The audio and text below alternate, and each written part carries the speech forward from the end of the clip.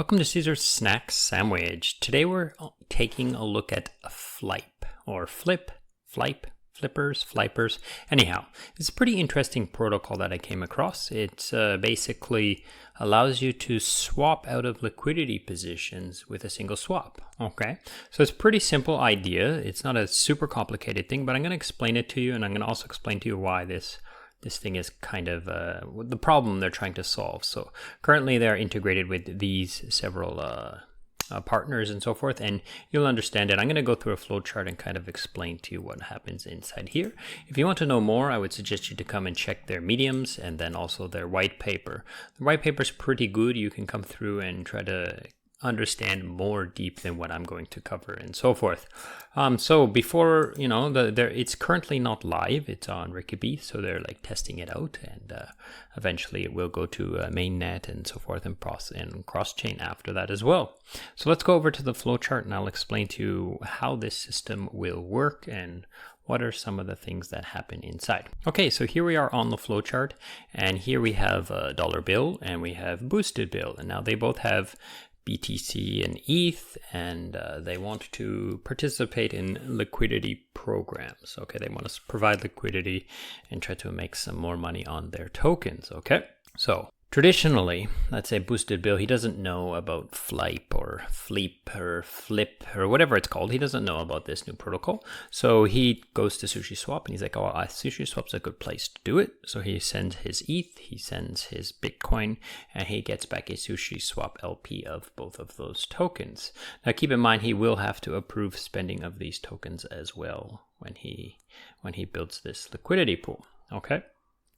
Now, let's say he looks over at Uniswap, and he's like, oh, Uniswap's better, right? Like there's better APY there, more trading volume, or for whatever reason, right? He decides he wants to change to Uniswap. So what does he do is he redeems his SushiSwap LP token. So he approves spending and then redeems it for the underlying tokens, and then he approves spending of these underlying tokens on Uniswap, and then sends them there and builds this LP token, and now he's outside here. So as you can see, there's quite a few transactions and there's quite a bit of gas being spent here, and this is always, no matter where you are, this is not great, right? Like even if you're on a L2 chain and the gas is cheap, it's still wasteful, right? So along comes Flip, right? Or Flype, and there's a different idea here, okay? So when it first starts out, there's going to need to be somebody who builds LPs. So let's call him Dollar Bill here. He takes his Bitcoin and his Ethereum, and he builds a SushiSwap LP token. And then he wants to make some extra money, so he pairs the SushiSwap LP token with ETH on Flype, okay? So now on Flype is a Ethereum versus the SLP, the LP token of Ethereum Bitcoin, okay? And by providing these two tokens as a liquidity pool token, and I assume staking them as well, he can earn the governance token of Flype, okay? And what does the governance token grant him? It grants him discounted trading fees. So anybody who has these Flype tokens, and I presume again that you have to stake them, then you will get a discount on the trading fees, which is currently set to 0.35. I don't know how much the discount will be, but it will be a discount on this 0.3 if you do decide to use this for a swap, okay? You will get revenue sharing, so if you stake these, then I'm sure there will probably be either a sharing of the trading fees or some sort of buyback and share the Flype token, so give some buyback pressure to the Flype token. And then also governance, of course, as well, like the governance of the protocol to make changes, maybe add liquidity pools or some sort of things like this. Now, he also needs to get the other side. So he will take his Bitcoin and his Ethereum and he'll supply them on Uniswap, get back a Uniswap LP token, pair it with ETH and add it as well to farm these tokens, right? So now Flype has liquidity of ETH versus SLP tokens and ETH versus Uniswap LP tokens, okay? Now, when Boosted Bill wants to make this swap that he made before, he can easily just swap the LSLP for the Uniswap LP. And it's just one transaction, okay? And that will, of course, be a lot easier than all of those purple arrows that he did before, right? Now, along comes Super Lazy Caesar, and Super Lazy Caesar just has Ethereum and he wants to take part. So he's at step 1 of Boosted Bill, right? So he can just use his Ethereum to buy one of these LP tokens. So he would just use Ethereum and buy this LP token. So it's kind of like zapping. However, a zapping will still do all of these in the transaction, but they will compile them into a single transaction, right?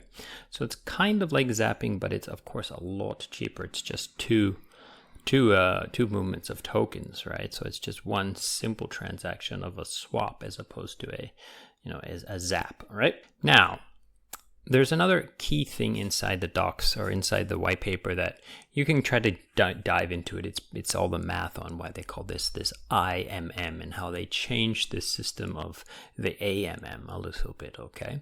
So you can go inside the white paper and dig deep into the math and so forth and how it works. But in essence, these LP tokens are not just priced versus ETH.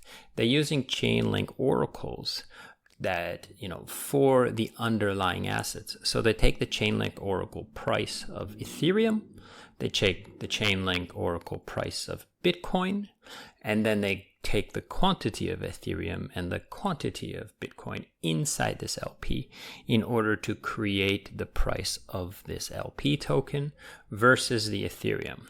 So as an arbiter, so someone who has to, of course, keep this in balance and keep the price of this, will see when this token is worth more, when the value, when the ratio is not 50-50 anymore. Like, let's say there's more, some people have been buying, so there's more ETH in here, then maybe the arbitrar will build some LPs, stick the LPs in here and pull out the ETH and then sell the ETH back to whatever his home asset is, right? So the idea is that the LP are priced by the asset prices, the Chainlink oracles of the asset prices, plus the pool reserves, like the amount of tokens inside this LP token. It's not just simply ETH versus this token, okay? Now, like I said, check out the white paper if you want to know exactly how that mathematics is done. Now, the last thing that I will talk about is that they mention inside the Medium article that they will allow this to be cross-chain, okay? So I'm not exactly sure how this is going to work, but I presume it's going to use like an Anycall, like a node type system where, this girl here, Phantom Ama, she's on Phantom and she wants to get a LP on Ethereum, so then she will like somehow interact with this token on, or this protocol on Phantom, and it will drop the Ethereum LPs into her wallet. It doesn't explain how the cross-chain is going to work, but they do have plans to go cross-chain in the future. So that's pretty much it. It's not a super complicated thing, but there are some interesting new benefits here. And you can see that they are solving a problem of all of these pink arrows turned into just basically 2 black arrows. And I think that's important, right? And interesting and so forth. Whether or not it will get adopted and so forth, I cannot say. And it's up for you to decide whether or not this will be a successful protocol or not. But I think it's interesting, and I think they're doing a good job. And what they're trying to do is innovate in the space and create the space and make the space more efficient and more user-friendly in that sense. So that's pretty much it for today. Thank you so much for watching. I hope this has been interesting, and goodbye.